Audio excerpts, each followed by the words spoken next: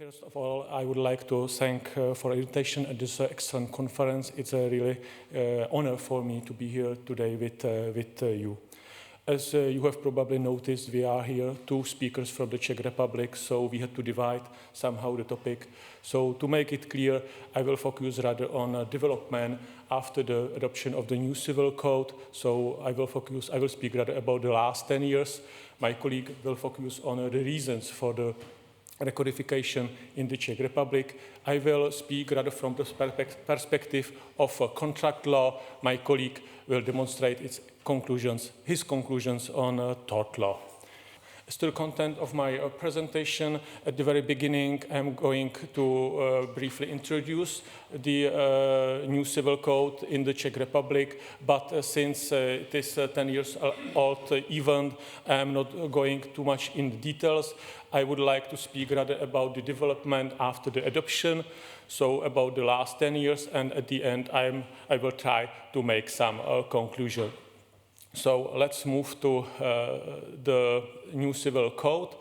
New Civil Code was adopted in the Czech Republic 2012, entered into force 2014, and it has more than 3,000 provisions with traditional structure, so there is nothing what to speak about. But we have to add that it was not only change of a civil code, it was total change of private law in the Czech Republic. So together with the new Civil Code, we adopted the new act on private international law, and we adopted new act on commercial corporations. Moreover, hundreds of laws and statutes were repealed. The Civil Code itself abolished more than 200 laws, and other hundreds had to be amended and or replaced. I mentioned in my presentation, for example, the Act on Land Register, the Act on registration of legal persons, some amendments to procedural law had to be done, and even taxation law had to be somehow changed to adapt to the new civil law. Was that really necessary to make such a change? So just now I am not going to relieve secrets of my colleague, so you will get that knowledge after 5 minutes. So I will just briefly sketch the principles which were common for the older civil code. That was a code which was based primarily on a regulation of proprietary relationships, so we missed deeper regulation of personal rights and immaterial damage. There was a lack of regulation, general regulation of legal persons. The prevailing character of rules was mandatory. Breach of law led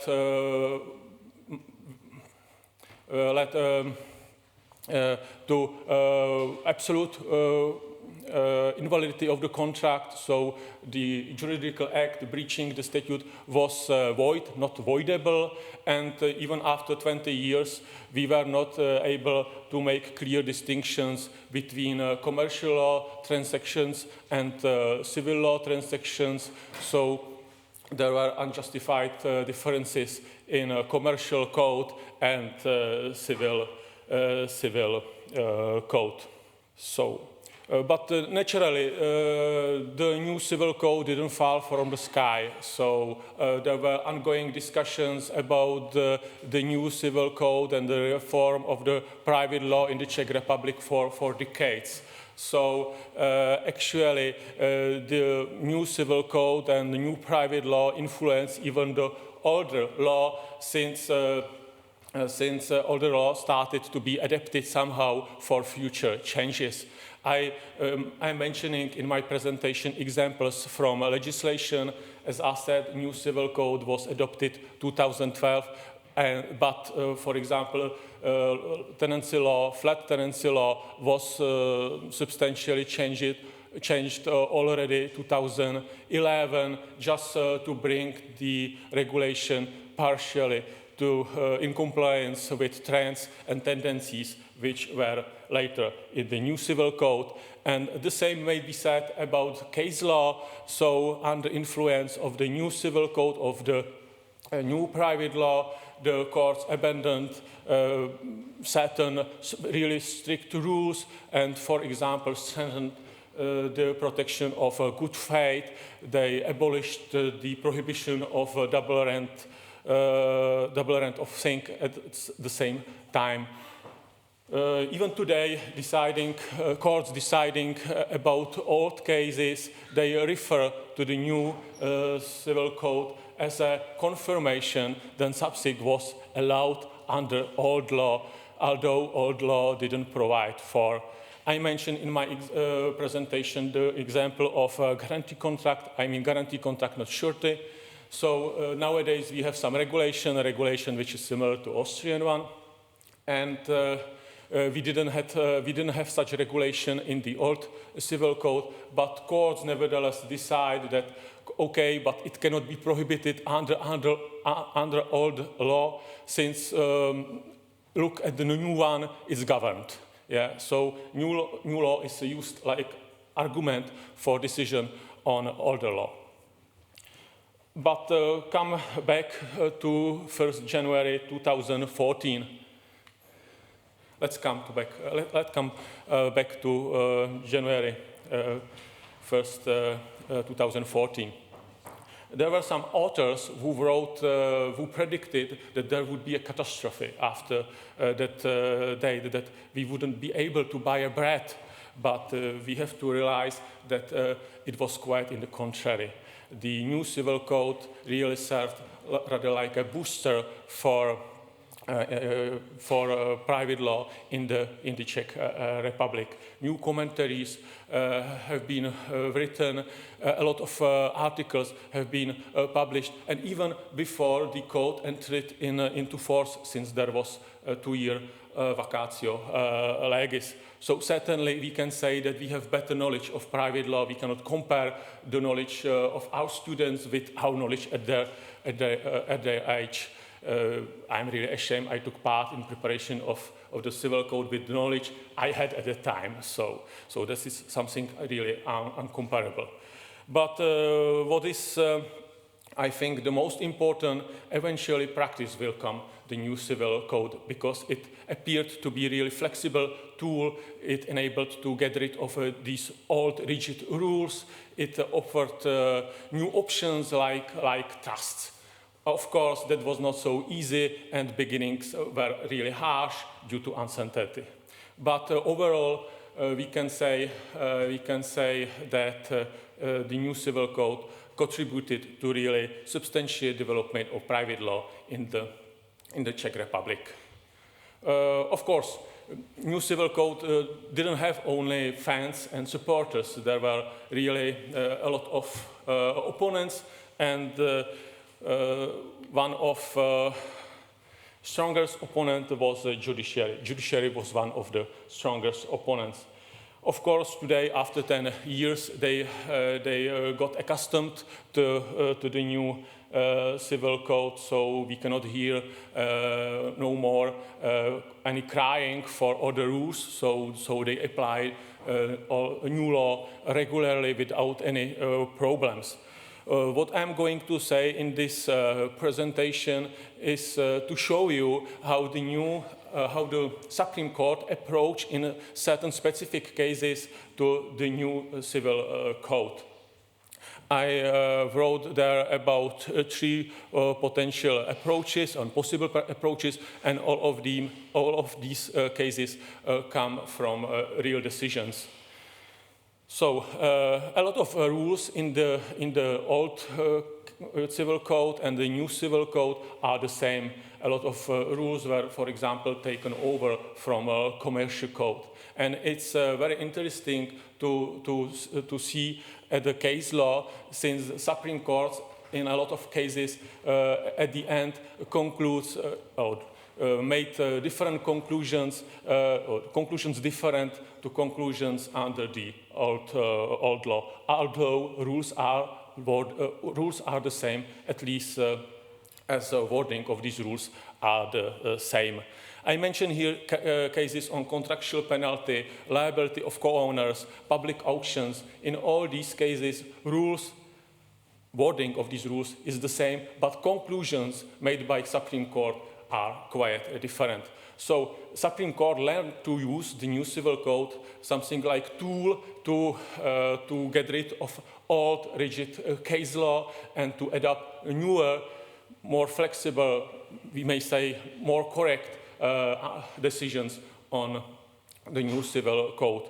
Moreover, it is more flexible also because Supreme Court don't go with his decisions to plenary sessions. From a point of view, his decisions are nuanced and they are not a change of older ones. So the Senate of Supreme Court decides itself without going to plenary sessions. Therefore, it's quite often just now this approach in Supreme Court. The other case stems from different premises. Of course, we have rules which differs in the new Civil Code from rules in the old Civil Code, but it happens from time to time that Supreme Court decides the same under different rules in the same way. So although rules provisions are different, the Supreme Court continues in his practice regardless the change in the law. I mention here the case of revocation of donation. So according to the new Civil Code, we can think that it points to the ex tunc effects, but Supreme Court applies his old case law, which was based on ex nunc effects. So, and the third example is showing that the Supreme Court is sometimes really innovative in spheres, in fields where it was not expected. Yeah, so there are some rules in the new Civil Code, and no one expected that something would be changed contrary to old law, but the Supreme Court find some changes and totally re-established case law on specific issue. And I mention here the case of incapacity. So once the party concludes contract and becomes incapable, it lost capacity. So the Supreme Court concluded that such party cannot breach contract. It's impossible to terminate that contract, and even potentially, it's not possible to demand, for example, contractual penalties. I'm not saying that it's correct. I'm just showing how Supreme Court proceeds in certain cases. But let's stop to speak about case law, and we can move to further topic. And this is legal transplants. This question was raised yesterday several times, and of course you can see that new Czech Civil Code is based on a lot of sources, a lot of inspirations. So I am definitely not going through all of them. Unfortunately, we don't have time for that, and definitely the list is not exhaustive, so it doesn't have any sense. I just wanted to somehow justify the use of these legal transplants as far as the new Czech Civil Code is concerned. So we have to realize that the main purpose of the Czech Civil Code and the reform of private law in the Czech Republic was a comeback to the historical tradition of private law, and it means to the tradition of Austrian and German legal codes, private law. So therefore, it was an easy way how to reestablish this tradition. No, the easiest way how to reestablish the tradition was, of course, to take over some of the rules from Austrian or German civil code. I can demonstrate that on a general part of obligation. which is based on the draft of the Civil Code in the Czechoslovakia 1937. But in fact, that was Austrian Allgemeine Bürgerliches Gesetzbuch with certain innovations. Yeah. Naturally, one may say that it is not really innovative, that is lacking self-confidence, yeah? So that is really not challenging, but we have to ask whether it is not better to adopt some or take over some rules which are really functioning somewhere, whether we are really able to invent something which is really better than rules functioning somewhere else. And the last 10 years show us that the latter approach proved itself in practice. So for practice, for teachers, for judges, it is really very convenient to have a possibility looking for some decision or for some opinion, to have an opportunity to look in the regulation in Germany or in Austria, in Poland, and of course not only in a regulation but in interpretation, in jurisprudence, in case law. So just now, it is something which really functions in the Czech Republic. And if you look to our commentaries, they are full of references to cases in Austria, in Germany, to books, commentaries in Switzerland. Yeah, and it's really, I think it's really good. Since never in the Czech Republic we will have so many articles, so many books, so many case law on particular questions. So I think that was Professor JUDr who yesterday mentioned that for small countries, it is really sometimes really very convenient to take over some regulations from bigger countries. Of course, we didn't avoid traditional problems with legal transplants. Yeah, that's obvious. So I mentioned here some problems. The first is, at the first place, that's the problem with translation and misunderstanding. As an example, I use there the article from Codice Civile. So we used the Italian Civil Code as inspiration in several cases, and one of them was assignment of the contract. Unfortunately, it was badly translated, and moreover, one article was separated in 2 sections. So we have just now really long discussions whether and to what time someone can object exemption of assigner from the depths. But I think that finally we will reach some conclusions, and I believe that regardless the wording of our civil code, it will be in accordance to Codice Civile. So the other 2 cases have common ground, and it happened in several cases that we took over certain rules and we didn't take into account the evolution in the states of origin. So we have rules which were actually in Switzerland abolished, and or rules which were abolished in Germany and substantially changed in Austria. So that happens, so we have to deal with that, and we will see what to do. So that's all as to legal transplants, and I think that my presentation wouldn't be complete if I missed the part on amendments. So I think that the law reform never ends, so there is still effort at invent something new and better, and of course the Czech Civil Code, although it was adopted 2012, it has been already 8 times amended. Moreover, some other amendments are pending. We can say, on the other hand, that we don't have any other choice, since the new Civil Code implemented a lot of directives, so we have to implement new directives, directive on digital content, on the supply of goods, on new directive on holiday packages. So most of these amendments were implementing these directives. Besides that, I mentioned one substantial amendment concerning or threatening the protection of minors from debt.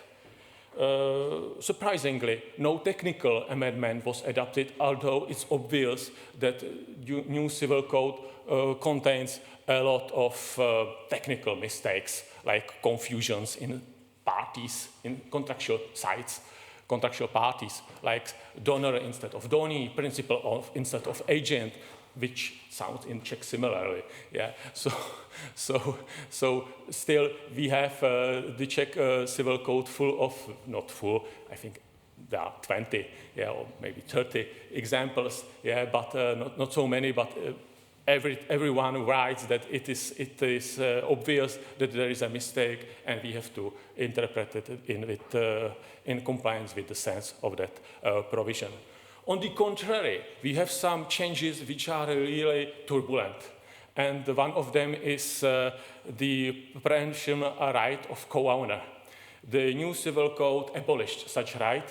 2012, 2018, we re-established such right of co-owner for preemption. And 2020, we abolished it again. Yeah, so you can imagine how intertemporary rules worked here in this case. So, and I'm going to my final slide and I'm going to try to make some conclusions. I think during the last 2 days, we had different reasons for codifications and reforms in your countries. I must stress here that in the Czech Republic, there was not option to make legal reform, it was necessity. It was necessity to become a member of normal world of private law. There was necessity for comeback. So at the end, it led to the substantial development of private law and the great progress. Naturally, it doesn't mean the new civil code is perfect. That's obviously not true, but still, at least it is some reason for continuing work, continuing law reforms, since they never ends. But sincerely said, no substantial change is just now on horizon. Thank you very much.